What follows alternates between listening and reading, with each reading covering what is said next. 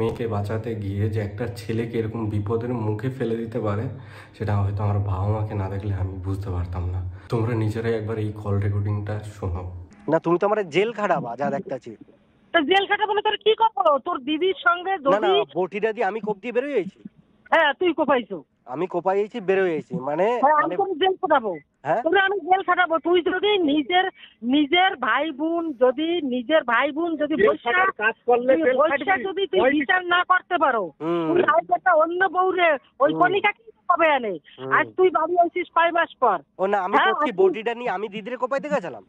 দিদিরে কোপাইতে দিদি বটিটা আনছে, সেই বটি নিয়ে কি করতে আনছে? বটিটা কি করতে আনছে? বটিটা কি করতে আনছে? ওর হাত দিয়ে বটিটা নিয়ে কোপাইছো। আমি আমার দিদির হাত দিয়ে বটি নিয়ে কোপাইছি। না তুই তো এখন তুই সাধারণ মানে কেস দিয়ে বাঁচার জন্য রেকর্ডিং করে রাখতেছিস, সেরকম ভাবে রেকর্ডিং কর।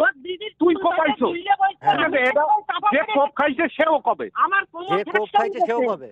ওই কনি কবে রন কোপাইয়ে গেছে, দিদিরে আর মারে কোপাইতে গেছিল, আমি ঠেকাইতে গেছি, সেই কোপ আমার মাথায় লাগছে। তো যার গায়ে লাগছে সেই কবে তার কাছ দিয়ে সব প্রমাণ হবে। মানে আমি বলতে পারতাছি যে তোমার মাইয়া এত ভালো নাটক কি করে পারে।